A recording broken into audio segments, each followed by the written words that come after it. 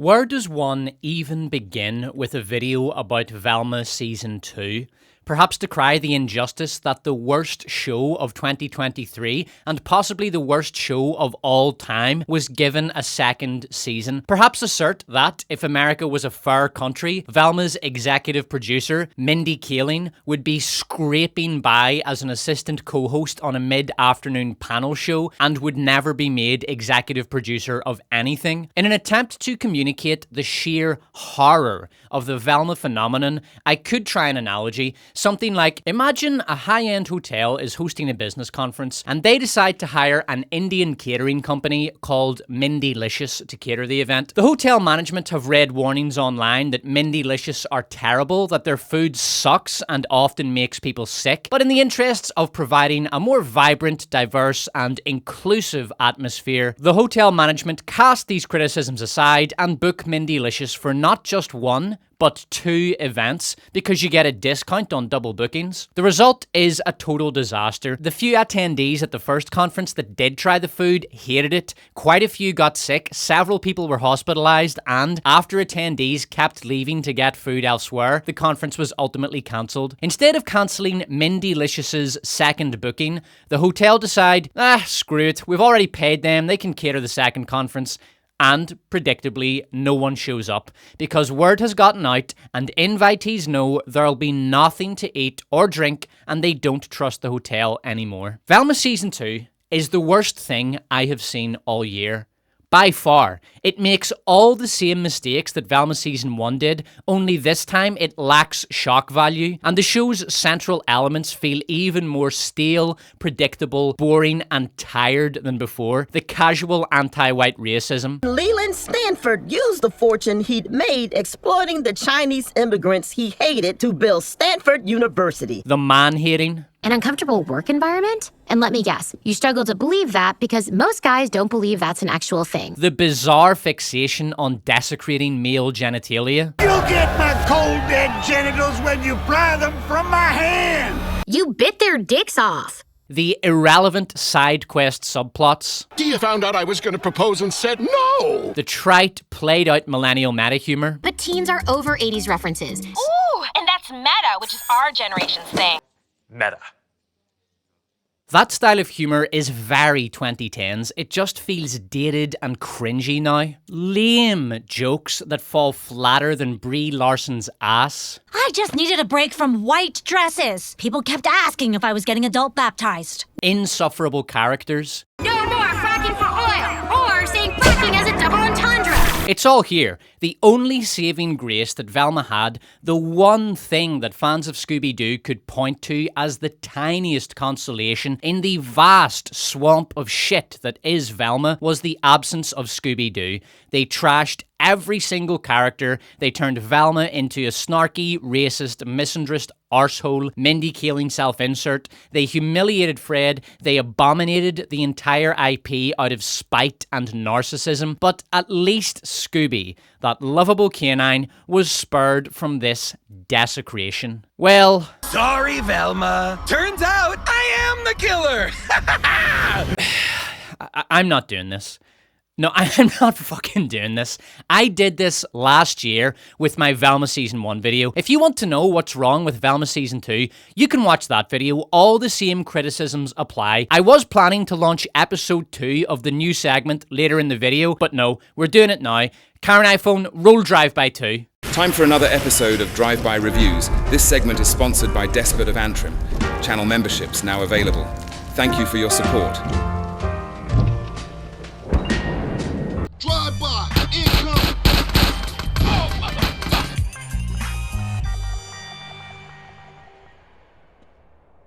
In my previous video, I did a drive-by against Maestro, which was good and just. The drive-by, not the movie. The target was successfully executed. Our target today is the 2017 movie Call Me By Your Name, which has aged about as well as a cum-filled peach left out to rot for 7 years. You dog ready? Yeah, for sure, I'm ready. For a start, I'm not calling this piece of shit by its name. Call Me By Your Name is a pretentious title which seeks to infuse this exercise in tedium with a profundity that it does not earn. I, the Despot, hereby rename it Twinking Elio, a much more accurate title that reflects the movie's plot, themes, and the vast majority of its cinematic substance. Praise for Twinking Elio's acting and cinematography can be cast aside. For anything it does right, it is just overwhelmingly boring. In order for a movie not to be boring, the 3 following questions must be answered in the affirmative. Do you care about the characters? Do you care about what will happen in the story? Is what is happening on screen right now compelling? The answer to all 3 of those questions during a viewing of Twinking Elio is a resounding no. The movie revolves around 2 characters, the twink and his love interest, a much older guy who looks like he would fit right in at Pearson Pierce next to Patrick Bateman and his pals. There is absolutely no reason for me to be invested in either character. Neither have anything to strive for or struggle against. To use an expression common in Ireland, they're sordid. The twink is a musically talented, intelligent young man who lives comfortably with his very wealthy family. Pearson Pierce is a well-off American who looks like he graduated first from Harvard, then Harvard Business School. Both seem to have no trouble with women. Indeed, Twink can pull a beautiful young woman toward himself as easily as he can pluck a peach from a tree. Oh, no, man. I do not like these characters. I don't even dislike them. My reaction to them is the worst possible reaction a viewer can have to a character. I don't care about them at all. Jonathan, did you care about these characters? No way. Milk only comes in a carton. The flat characters render the film dramatically sterile, since I don't care what will happen to them and thus don't care about the story, which is a glorified will they won't they rom-com without the com or the rom. What about the story, Jonathan? Did you like that? The corner drugstore was a magical place. In terms of on-screen action, Twinking Elio overindulges in minimalist dramatic beats, points in a movie in which very little of consequence is said or done, but which is given a lot of screen time. An excellent example of a movie which uses minimalist dramatic beats well is Hunger by Steve McQueen. To give one example of many, in one scene, the camera remains stationary at the end of the prison hallway while a cleaner brushes detergent into the cells of the blanket men, whose rooms are covered in shite. It's a great scene. I saw that movie 15 years ago when I was in university and still remember that scene very clearly. Twinking Elio tries and fails many such minimalist beats. They have the aesthetic of minimalism, they're appropriately tawdry and pretentious, but lack the symbolic and thematic weight required to justify themselves. In the scene in which the twink wanks off into a peach, before he uses a piece of fruit as a masturbatory aid, the camera lingers on him being hot and bothered in bed for what seems an eternity. The point being, he's horny. Wow, how profound. I was watching much of this movie sped up 50%, so I have only a vague idea of how long the lingering pre-wank build-up went on for, but I'll guess 2 minutes and 21 seconds. Let's see.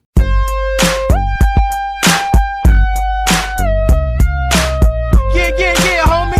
It's your man OG Loke in the place. You know what I'm saying? I'm about to bust it off for you a little something like this. Hey yo, my man CJ. Yo, my man CJ. It's up in the play. Do this shit for you, dog. OG. Let me hear you say OG. Hey, what's dope, baby? Hey, it's dope, baby. It's dope, no joke. I'm the man in the place. Punch you in the face. A gun in my waist. It's dope, baby. Hey, yo, it's dope. It's dope, no joke. It's dope, no joke. God damn, that was a pretty damn good guess. Twinking Elio is filled with scenes like that, of the twink doing some variation of fuck all, pretentiously dressed up in cinematographic grandiloquence intended to suggest that he's not just hanging around a room, it's profound. He's not just lying in bed and having a wank, it's profound. He's not just lounging around his garden, it's profound. The camera lingers on Twink because this movie is profound and incredible and stunning and artistic and visionary. And what, you don't like it? What are you, some sort of homophobe? Look at the lighting, the contrast, the framing, you fucking Philistine! Suddenly, Twinking Elio reminds me a lot of Maestro, the film for which Carrie Mulligan didn't win any awards. Hey, it's OG Loke, homie, and I'ma kick a little something like this.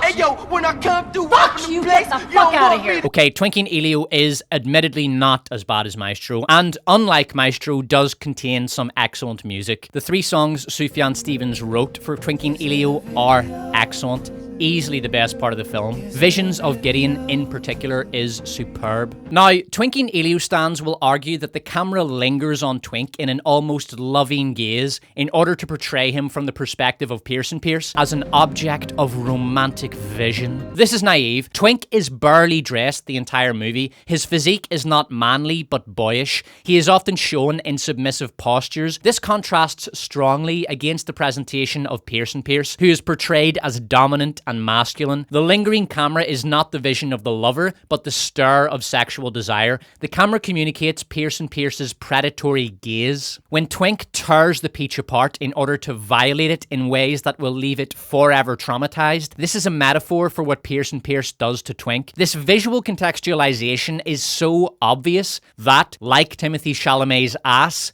once you see it, you can't unsee it. To the extent that Twinking Elio does have a story, it is the story of a 17-year-old boy who is manipulated and taken sexual advantage of, then discarded by a man who looks to be in his late 20s, the story of a predator and his prey. When understood and viewed as a cautionary tale, Twinking Elio can be regarded as a decent, though ultimately very boring movie, but the broader culture misinterpreted Twinking Elio as Call Me By Your Name, a beautiful love story that dared to tell a tale of love that dared not speak its name. Twinking Elio is a movie about a boy who gets pumped and dumped by a manipulative asshole, disguised in the cinematic language of a classic love story. The morons in Hollywood ate up the false love story interpretation and threw awards at Twinking Elio. And ask yourself, if Twinking Elio had been a movie about a mature man slowly and strategically seducing a 17-year-old girl, plays hot and cold with her, manipulates her psychologically so that she feels like the pursuer when she is in fact the pursued, takes pleasure in how easily he marionettes his soon-to-be fuck toy, then turns her into a diversionary sexual amusement, and finally discards her, would Hollywood have lauded that movie and showered it with awards and praise? What do you think, Jonathan? No. We've all heard the expression, clothes make the man.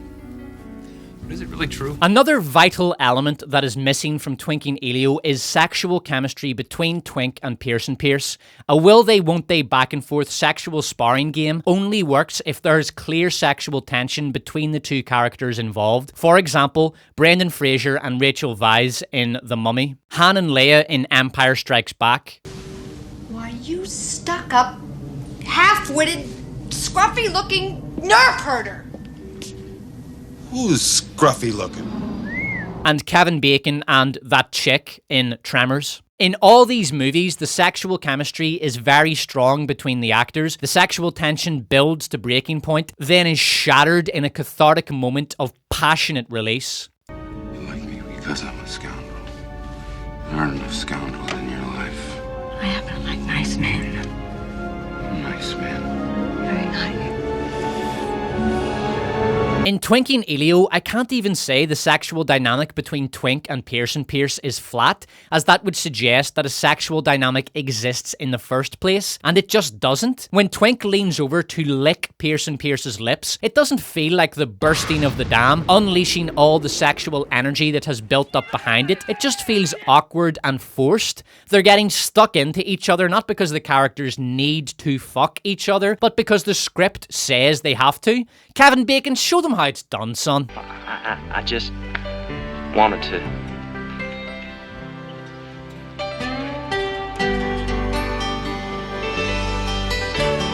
My God, Tremors is a good movie. I'm officially nominating Tremors as a candidate for my next drive-by review, which you will be able to vote for via community poll. Finally, I hate Twinking Elio because it made me look at Timothée Chalamet's ass. I was not the only innocent bystander traumatized by this experience. Baggage Claim also underwent this trauma. In Call Me By Your Name, you actually get to see his butt, which is something I will never get over in my life. I saw that yesterday. I'm trying to watch that movie at the minute. It's boring me to tears. It's really bad. I'll never get over that, and not in a good way. As me and Baggage Claim are now bonded in suffering, I have left a link to her channel in the description and encourage you to check out her videos. I do not encourage you to check out Twinking Elio. Not to accept people for who they are. What's wrong with them? What's wrong with them? You call them Sonny and Cher behind their back? That's what Mom then you accept them.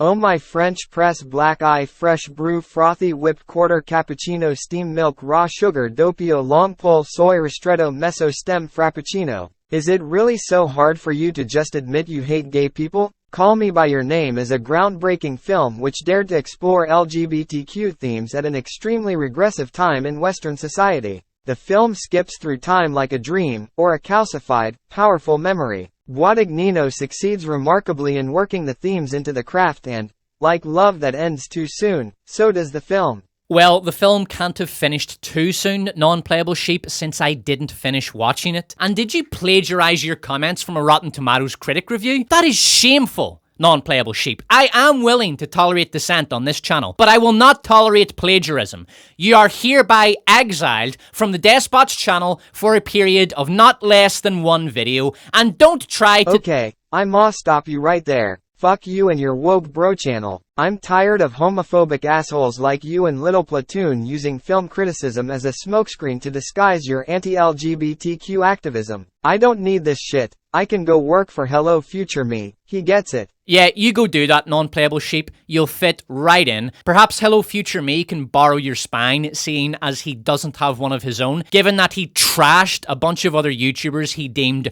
the woke bros in a 1.5 hour segment of an otherwise perfectly mediocre Rings of Power video, then deleted the woke bros section of the video after receiving backlash and being exposed as a fraudulent hack who couldn't research his way out of a burning theater by reading the exit sign. Ain't that right? Hello Future Me. Hell yeah. Hell yeah what? Hell yeah, sir. Now go make that motherfucking toilet spark. No, man. As stated at the beginning of this segment, channel memberships are now available. You can become a member and support the channel. The Despot does not do paid sponsorship, and I never will. But I would like to do YouTube full-time at some point in the near future, and if you become a member, you can help me achieve that small step toward my ultimate goal of becoming Despot Supreme of YouTube, and eventually Earth. Join me, and together we can rule the galaxy. Thank you for your support. I've got fucking overheads, haven't I? Haven't those bastards heard of inflation? Right, back to Velma. If I do get too emotionally caught up in Velma Season 2, I can just think about eating Twink's peach. That will elevate my mood from abject, nihilistic misanthropy to mere total sensory disgust. Now, I am well aware that I, along with a handful of particularly dedicated and masochistic YouTubers, am one of the very few people on this planet to have watched all of Velma Season 2. And so the first question one might ask me is, what is Velma Season 2 about? The fast answer is nothing. It's about whatever the script wants it to be about that episode. Nominally, the show is about the hunt for a mysterious serial killer, but as with Season 1, the show forgets about the serial killer mystery after Episode 2 and wanders off aimlessly and randomly on many boring side quests and irrelevant subplots. Then, around Episode 9, realizing nothing has happened, the show resorts to massive, constant exposition dumps and breakneck pacing in an attempt to cobble together a narrative arc by the end of the season, and hopefully, to God, the end of Velma. If there is anything even resembling justice in this purgatorial stain on existence that has the sheer fucking temerity to call itself life, and are we sure that we're not already in hell? You're eating the peach. You're eating the peach. You're eating the peach. Even the murder mystery itself fails to hold the viewer's attention because, as with Season 1, you don't care about the victims. You can't care about them. The show doesn't give them any screen time or characterization. You feel no emotional connection with them. They are disposable murder victims of the week. The first victim is the sheriff, who was only ever used as the dumb white male butt of jokes. No tap! Very good! There are at least 3 other victims that I can remember. 2 morticians who are very briefly introduced as a gay couple because box ticking. Vincent and I are late for our couples therapy. And a Catholic priest who was used in a couple of scenes as Fred's mentor when Fred decided to become involved with the church so that Mindy Kaling could make fun of Catholics because she's just so edgy and controversial. Oh my God, wait until the establishment find out that Mindy has gone after the Catholic Church. She'll never work again. The Catholic Church church bashing is an example of a particularly dreadful aspect of Velma's humour, repetition ad nauseum. One of Velma Season 2's many subplots is that Norval's dad is a stoner and is trying to get Norval to smoke weed as a treatment for his PTSD over accidentally killing Fred's mother. His dad even goes so far as to insist that Norval provide piss samples to prove he's smoking weed. And it's funny, because it's an inversion of what really happens. Because, you know, parents are supposed to stop their kids smoking weed, and also because everyone thought Shaggy was a stoner, and Norval is Black Shaggy, and Norval's anti-weed. The first time the show made that joke in season 1, it was about as funny as having a cum-filled peach shoved down your throat. The 3,495th time, it had all the comedic merit of a demon-possessed child enucleating an old woman. It is basically impossible for me to overstate just how boring Velma Season 2 is. I admit that I take pride in my proficiency in written English, a skill I constantly endeavour to improve, but in attempting to communicate the sheer tedium of Velma Season 2, words fail me. The boredom one endures while suffering through Velma Season 2 is like the Matrix. Unfortunately, no one can be told what the Matrix is.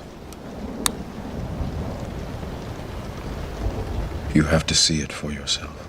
One of the main sources of the boredom that pulsates from Velma, like radiation from the core of a sun, is the constant, pointless little subplots. As with season 1, the show takes a throw shit at the wall and don't even care if it sticks approach to plot. And as with season 1, what passes for a plot comes off as the dumb spitball ideas of two 15-year-old stoners working on a drama project.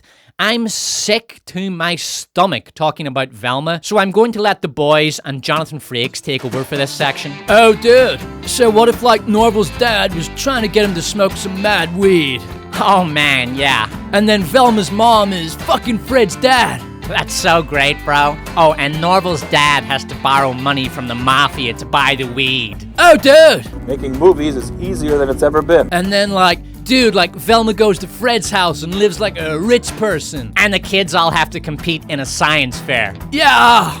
And Norval can, like, fuck himself up by shocking his brain. An all-access pass is a precious commodity. Oh. And Daphne becomes a witch. Oh, dude! And then there's gonna be, like, this character, and she's not a chick, but she's not a dude. She's like a chick dude. And everyone calls her they, them, even if they've never met her. And even if it sounds really weird. Oh, dude! Of course, it's always safer to hike in groups. And Velma's dad goes on a nostalgia trip in the school. Yeah!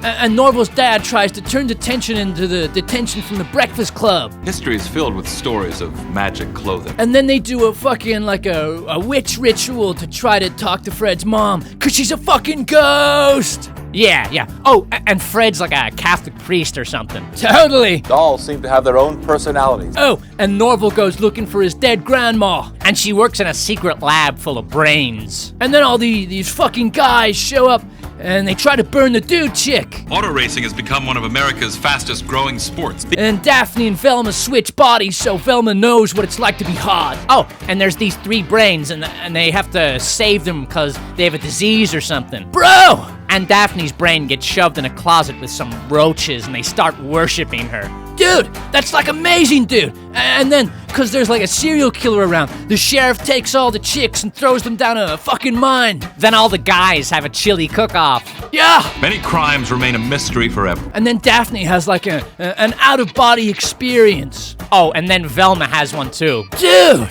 I'm Jonathan Frakes. Way to go, dude! That myriad of random shite only goes up to episode 7. There are 3 more episodes of random nonsense and huge, confusing exposition dumps, and I did not give the shadow of a scrotum's hair about any of it. The plots in Velma remind me of this article from The Independent, a spin-the-wheel hodgepodge of random trash. Velma Season 1 was, rightly, voted worst written production of 2023 by the subscribers to this channel, winning that distinction by a massive margin. Velma Season 2 is undoubtedly the worst written production of 2024 so far, and I struggle to see how anything could surpass it in that respect, but I will give credit to the artists who animated it. The animation for for Velma Season 2 is excellent. Here is a quote pillaged from the comments section of Greg Owen's review of Velma Season 2. So I worked on Velma, and let me answer your questions. You're right. The studio almost always orders 2 seasons of animated stuff at once, since that's cheapest. So Velma was going to get a second season no matter what. Then, we had 3 art directors, and a host of in-house animators, which is why it looks so good. Unfortunately, the writers and head creatives, MK and team, were still the same. So despite the massive rewrites we went through to try and mitigate the backlash, we still got this. So much time in animatic reviews was put into pumping up the jokes. Let me tell you, it was a struggle to get through for me. The amazing production crew was the only reason I was able to bear it. Those artists' time, energy, and talent was wasted, squandering the immense talent of artists who want to contribute great works to the culture on utter shit. Like Velma is one example of the vast amount of talent throughout the United States and indeed the Western world that is being wasted because of woke ideology and DEI. Imagine if that animation studio had brought the Despot's Velma Season 2 treatment to life. Molecular decimation, breakdown, and reformation is inherently purging. It makes a man a king. From the moment I walked out of the pod, I felt like $1,000,000. The fire rises. But what have I really done now? All I've done is say to the world, let's go!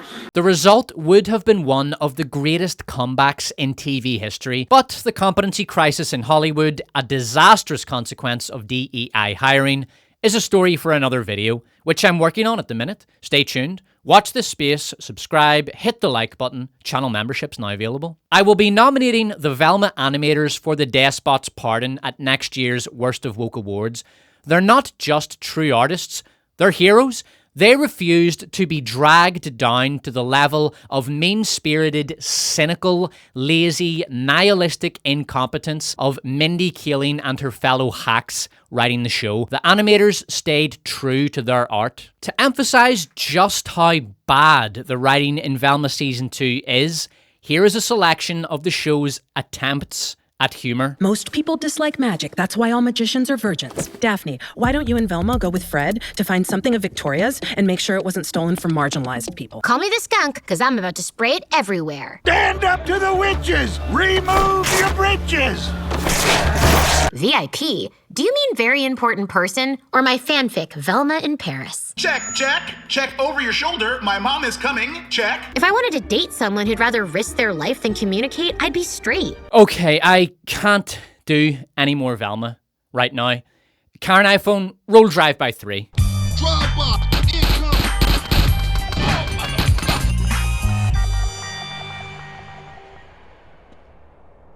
Our target this episode is Exorcist Believer. In the modern cinema landscape, the label cash grab conjures images of unwatchable trash like the Disney live-action remake or late-stage superhero movies that jumped on the bandwagon too late. Madam Web, Blue Beetle, that piece of shit The Rock was in whose name I can't remember and couldn't be bothered looking up.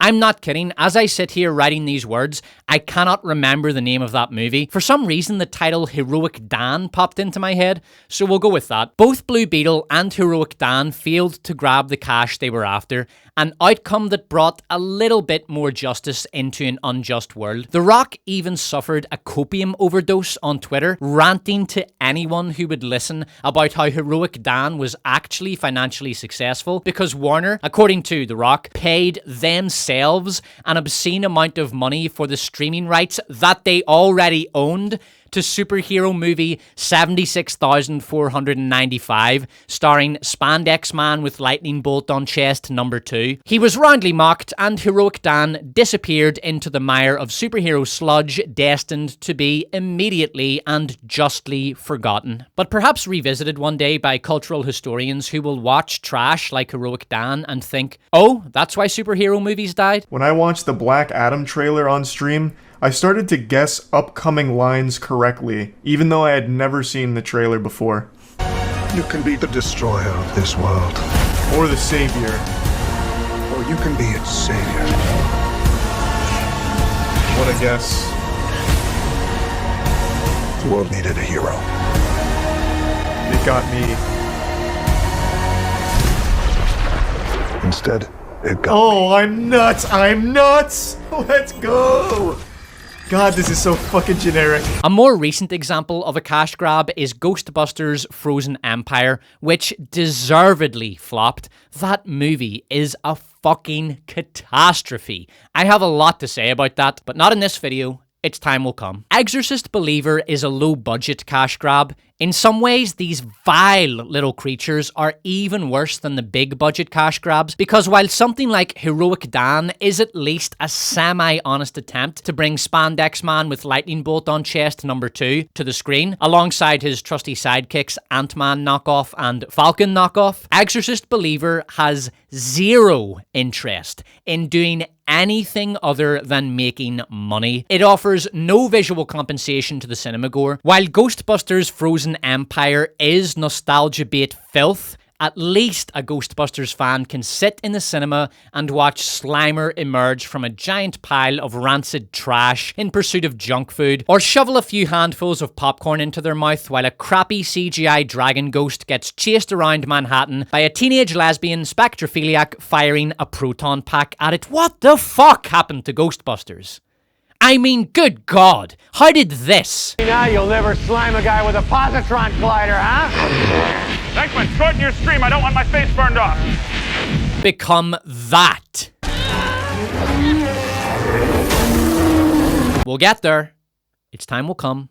Focus. There is at least the barest vestige of popcorn spectacle in the big budget cash grabs, a grudging acceptance by the studio that audiences expect something for their money, but low budget cash grabs don't even provide this most basic of cinematic sustenance. They feel utterly to justify their existence on a cinema screen. Exorcist Believer spends most of its time with charisma vacuum Z-list actor who has less screen presence than Timothée Chalamet's first sexual partner in Twinking, Elio.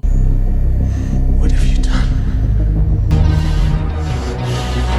What have you done?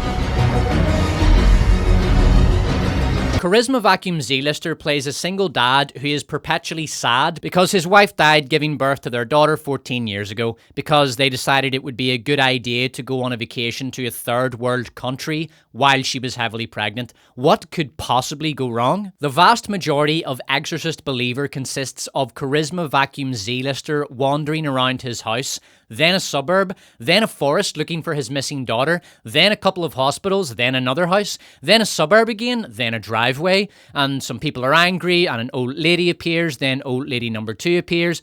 The movie goes on like this for an hour and a half. It takes the movie more than 1.5 hours before the exorcism even begins, because this movie, called The Exorcist, isn't actually about an exorcism. Yeah, you see that word that's in the title? Exorcist? Yeah, the movie's not about that. Exorcist Believer is about Charisma Vacuum Z-lister trying to find out what's wrong with his daughter, who is clearly demonically possessed, then finally deciding she's demonically possessed and embarking on an exorcism. The only thing that breaks up the soul-shattering monotony of the first hour and 30 minutes of this bollocks is old lady #2 getting her eyes stabbed out by possessed girl #1. There's 2 possessed girls in this movie. I don't know why a violent girl who has already caused herself extensive self-harm had access to a pair of scissors or whatever it was she used to stab out old lady #2's eyes. I'm not checking to find out. The script wanted it to happen, so it happened.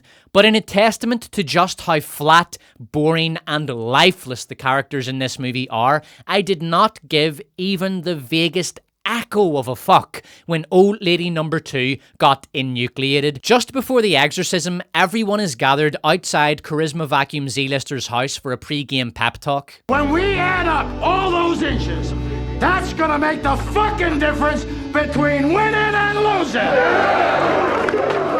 Between living and dying. If, during that scene, an asteroid had fallen from the sky and crashed into the house, killing every single character in the movie, I would not have cared at all. I would have felt grateful to the asteroid, putting an end to Exorcist Believer in a final, magnificent kamikaze attack is what the Spartans would have called a beautiful death. The asteroid would have been the best character in the movie next to the scissors. Apart from a sense of kinship with the asteroid, the only feeling the death of every character in the movie would have elicited from me is relief. Relief that the movie was over and I did not have to waste an additional second of my existence suffering through it. Unfortunately, an asteroid didn't fall out of the sky and kill everyone in the movie, but I didn't care. The pep talk scene was when I stopped watching. If you're going to make a movie called The Exorcist Believer and waste the viewer's time and hard-earned money for 1 hour and 35 minutes before you even begin the exorcism, you're just vomiting Vindaloo into the viewer's face and don't even have the common fucking courtesy to call it a Big Mac. Exorcist Believer was an absolute fucking ripoff. I want the bandwidth that I expended to pirate this movie back. Sorry, I misspoke. I meant to say, if I had pirated it, which I didn't, I would want the bandwidth I expended on it back. Piracy is wrong, boys. Don't do it. Streaming is also wrong. Streaming is the enemy. You pay the enemy a forever subscription, and at the end of it, you own nothing. The shows and movies get moved around different platforms, so after 4 years, you've spent $2,880 on the 4 streaming subscriptions which you need in order to have access to all of your old favourites, and you still can't watch all your old favourites. And for that same money, you could have bought 500 used DVDs. I know I'm late to jump on this bandwagon, but with recent ad tiers, price increases, the continued balkanization of content, and the time lost doom scrolling through endless pages of shite like Exorcist Believer, which can be viewed on Netflix for a monthly subscription fee of only $15.49. Streaming is simply no longer worth it from a financial perspective. You will get better value for money from physical media. The Despot is now officially pro-physical media and anti-streaming. Please share your thoughts on this topic in the comments. The most egregious aspect of Exorcist Believer, I won't say worst aspect. The worst aspect of the movie is its existence. The most egregious aspect is the sheer shamelessness of the cash grab. The big budget cash grab strategy is to maximize nostalgia and imitate the tropes of commercially successful IPs. Look, there's Bill Murray. You remember him, right? And here's the Ghostbusters theme. Bum, ba, ba, bum. Remember that? Remember when popular music wasn't absolute shit? And there's the Ghostmobile or whatever it's called. Oh, but we're also hip, fellow kids, because we have annoying teenagers, and annoying teenagers are cool, right?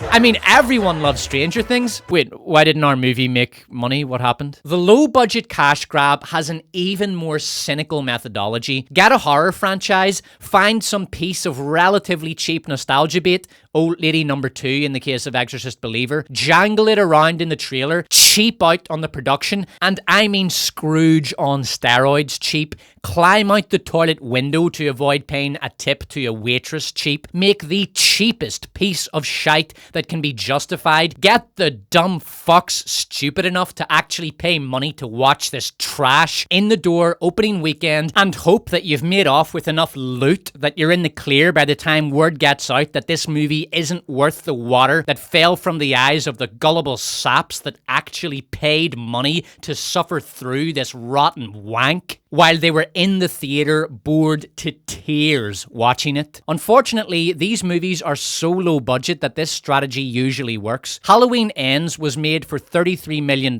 and managed a box office plunder of $105 million despite a huge second weekend drop-off due to awful word of mouth. Scream 6 was made for around the same budget as Halloween 312 and pillaged almost $170 million in box office revenue. In fact, the Scream franchise is so tight-fisted with their budgets that Neve Campbell, the main star of the franchise, refused to appear in Scream 6 because she wasn't willing to work for $50, a free can of dog food, parking validation on Thursday, and 13% off studio-provided microwave lunches every third Wednesday of the month. And the studio were not willing to negotiate with her. The Exorcist Believer was made on a budget of $30 million, and it pains me to say, made $137 million at the box office. Unfortunately, as the absence of a kamikaze asteroid killing every character in Exorcist Believer demonstrates, not every story has a happy ending, and we will be getting a sequel, appropriately titled The Exorcist Deceiver. Blumhouse did absolutely everything in their power to keep the budget for Exorcist Believer lower than the 7th layer of hell, where it kept company with Bros, Women Talking, the Scream 6 Productions Microwave Lunches, Velma, and The Peach from Twinking Elio. Not wanting to splurge on a D-list cast, the studio insisted on a Z-list cast.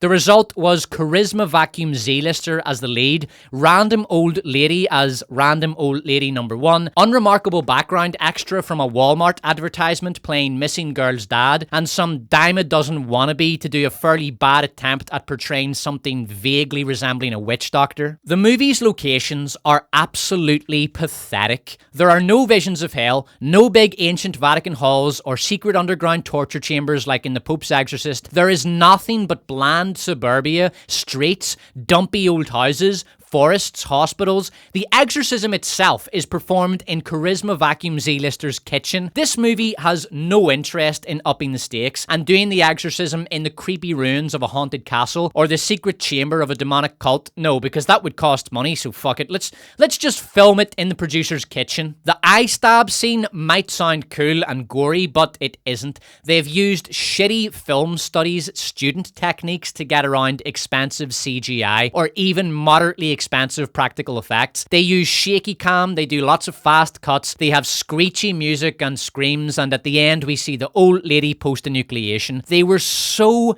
cheap, they couldn't even bring themselves to throw in a decent bit of gore. Of course, the most obvious cost-cutting technique Exorcist Believer utilizes is not actually having any exorcism until the very end of the movie. I mean, exorcisms are great and all, but they're just not as cheap as having Z-list actor walk around and look at stuff and have boring conversations with old ladies in driveways, or visit a different old lady, or argue with his neighbour, or read some vaguely occult text to the accompaniment of dramatic music. Divics to the Zoroastrian text.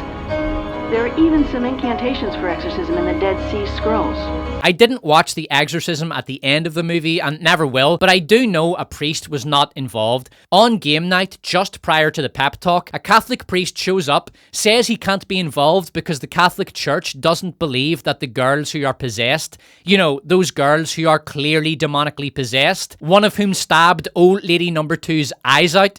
Yeah, the church doesn't think they're possessed. They think it's all psychological. So the priest gives old lady number 1 a Bible and some rosaries, says, "Give him hell, random old lady number 1, and takes off. It is then decided by the script that old lady number 1 will lead the exorcism because it's current year, and we can't have men saving young girls from the ravages of demonic possession. If the demon objects to being confronted by some random old bent instead of an actual priest, or better yet, a bishop, he will no doubt be lambasted on social media for sexism and possibly cancelled." According to the Wikipedia page summary, the priest does show up late in the exorcism, but the demon just snaps his neck with telekinetic power. I don't know why the demon didn't do this to everyone involved in the exorcism, but my guess is their diversity armor was too strong. Before I conclude, I want to give an idea of just how bad Charisma Vacuum Z-lister's acting is. In this scene, Z-lister's daughter is in the throe of demonic possession, while Z stands doing nothing. Here's the scene. Who's gonna make it? Now, it is possible that the actor was just annoyed that day because it was Mac and Cheese Tuesday, but the studio refused to come up with the goods, citing budgetary restructuring. So his energy levels were a little off, and he was hungry. Or it could be that he's just a crap actor, and the studio didn't care because he was willing to do the part for $42 and a free lunch on Mac and Cheese Tuesday. Recently, the cultural cancer that is the low-budget cash grab has metastasized a new tumor into being the public domain horror movie. Ultra-low-budget movies in which a character has recently become public domain is turned into a vicious serial killer. The first of these movies was Winnie the Pooh, Blood and Honey, a monument to cynicism and incompetence. Soon, the culture will be subjected to Mickey's Mousetrap, Bambi the Reckoning, Peter Pan's Neverland Nightmare, and Pinocchio Unstrung. guys, we get it. Ha ha. Take a children's character and put that character into a situation which is dichotomous to the character's nature. It wasn't funny the first time. It's not going to be funny the 8th time. I hope every single one of these pieces of garbage fucking bombs. The low-budget cash grab is demonic garbage that must be exorcised from popular culture and sent back to Lucifer, from whence it was spawned. Body in the blood. The body in the blood. The body in the blood. The body in the blood. The body in the blood. The body in the blood.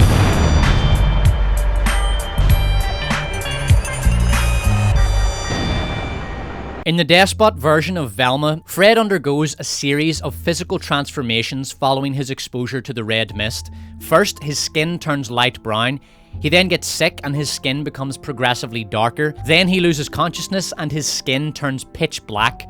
Later, after a procedure which saves him from the mysterious disease, briefly returning him to his true self, Fred turns into an insect-human hybrid and, ultimately, a monster, completely detached from his former human self. The Tragedy of Fred is an intriguing story, but is also a parody of race swapping in modern media. Fred is race swapped no less than 6 times over the course of the film. With each race swap, the character becomes less and less recognizable until he is a literal monster, with no vestige of the original character left. This is a commentary on how old characters are abominated beyond recognition when they are updated for a modern audience, especially when such an update involves a race or gender swap. Near the end of the film, Crystal Cove becomes a battleground between 2 monster armies. The Insectoid army, commanded by Fred, seeks to capture the human population of the town and use them as food and slaves. The other, xenomorphs sent by a mysterious force from the red mist, want to utterly eradicate all human life in the town. The winner of the battle is irrelevant. No matter what, Crystal Cove is doomed. This battle is a metaphor for how classic franchises stand no chance in modern Hollywood. Crystal Cove is obviously symbolic of the Scooby-Doo franchise, and the monster armies symbolize Hollywood studios. It doesn't matter which studio gets the franchise, it is going to be destroyed. There is a glimmer of hope, however, which is represented by the MODOK meme that emerges from the red mist. While this meme may at first appear a random, bizarre character inserted solely for humor,